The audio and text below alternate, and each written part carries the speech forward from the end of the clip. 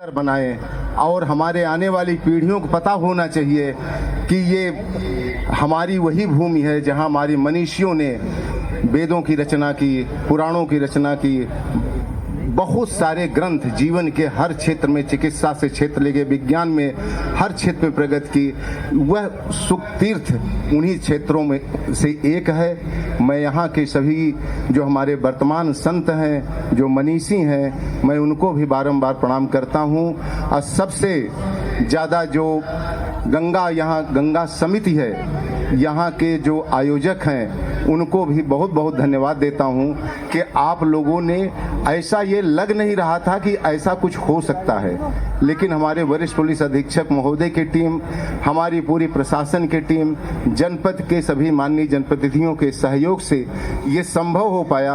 अब मैं कैलाश भाई को बहुत बहुत हृदय की गहराई से धन्यवाद देता हूँ। हमारी इनकी बहुत दिन से चर्चा चल रही थी।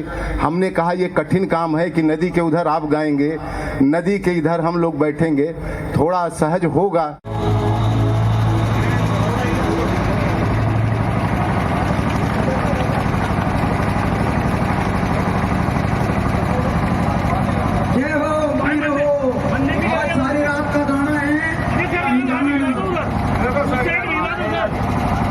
अस्पताल में बहुत अच्छा मेला आपने कराया है, तो उसके बारे में बता दीजिए, क्या क्या प्राथमिकताएं रहेंगी, क्या क्या आपने अब तक कर चुके हैं। देखिए, ये ऐतिहासिक धार्मिक दृष्टिकोण से सदियों से ये मेला कार्तिक पूर्णिमा में लग रहा है। माननीय मुख्यमंत्री जी के निर्देशों के क्रम में, उनकी प्राथमिकताओं के क्रम में हम लोगों का प्रयास है कि आने वाले श्रद्धालुओं को सफाई, शौचालय, पेयजल की व्यवस्था समुचित हो, उनको कोई असुविधा न होने पाए। साथ ही साथ इस ऐतिहासिक और सांस्कृतिक स्थल को जन जन तक पहुंचाने के लिए हम लोग ऐसे धार्मिक और सांस्कृतिक कार्यक्रम भी करा रहे हैं, जिससे आने वाली पीढ़ियों को इस स्थलों के विषय में पता चले, इनकी गरिमा, इनकी ऐतिहासिकता के विषय में लोग जानें, और ये जाने कि ये शुक्र तीर्थ जो है ये ऐतिहासिक और धार्मिक रूप से बहुत महत्वपूर्ण जगह है, और लोग पर्यटन के दृष्टिकोण से भी, धार्मिक दृष्टिकोण से भी इस स्थल का भ्रमण करें। सर, आने वाले समय में किस तरह के विकास कार्य शुक्र तीर्थ में देखने को मिलेंगे? नहीं, हम लोग वहाँ सड़कें, नाली, विद्युत व्यवस्था, पीने की पानी की व्यवस्था, साथ ही साथ वहाँ गंगा आरती, सुखदेव जो बट वृक्ष है उसका सौंदर्यीकरण, गंगा घाट का सौंदर्यीकरण, ये सब बहुत सारे कार्य हो रहे हैं वहाँ। आने वाले समय में ये सारी चीज़ें वहाँ व्यवहारिक रूप से धरातल पर। इस बार बहुत कुछ चेंज किया है सर, आपने वो बता दीजिए। हमारा उद्देश्य ये है कि जो मुख्य मेला है उसमें यदि कोई श्रद्धालु जा रहा है तो उसको पूरी सुविधाएं मिले, वो सुरक्षित महसूस करे अपने को, और उसको जिस भाव से जा रहा है वहाँ उस पूरे भाव से उसको वहाँ रहने का मौका मिले।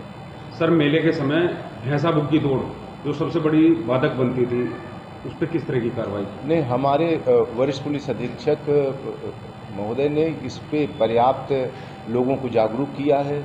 हमारी पूरी प्रशासन और पुलिस की टीम इस संबंध में काम कर रही है। हम लोगों को यह समझाने में काफ़ी हद तक सफल हो पाए हैं कि इस प्रकार के जो जीवों के ऊपर अत्याचार नहीं होना चाहिए, और ऐसा कोई कार्य नहीं करना चाहिए जो नियम के विरुद्ध हो या जो जीव मात्र के विरुद्ध हो। इस पे काफ़ी यहाँ के सम्मानित लोगों ने और किसानों ने इस बात को समझा है, और इस पे बड़े सकारात्मक परिणाम आए। सर, उन लोगों के लिए क्या चेतावनी देना चाहेंगे जो दारू पी के, शराब पीकर जो मेले में हुड़दंग करते हैं? नहीं, किसी भी व्यक्ति को सार्वजनिक स्थल पे इस प्रकार का हुड़दंग करने का और नियम विरुद्ध कार्य करने का कोई अवसर नहीं है। यदि वो कोई करता है तो उसके विरुद्ध नियमों के अंतर्गत कार्रवाई की जा रही है, गंभीर कार्रवाई की जा रही है। इस बार महिला स्नान घाट को भी आपने काफ़ी सुधारीकरण किया है सुरक्षा की दृष्टि से भी। नहीं, उद्देश्य ये है कि जो भी महिला या पुरुष जो भी वहाँ जा रहे हैं उनके सुविधाओं को और उनके सम्मान को किसी भी प्रकार से ठेस न पहुँचे, इसके लिए हम लोग लगातार प्रयास करें।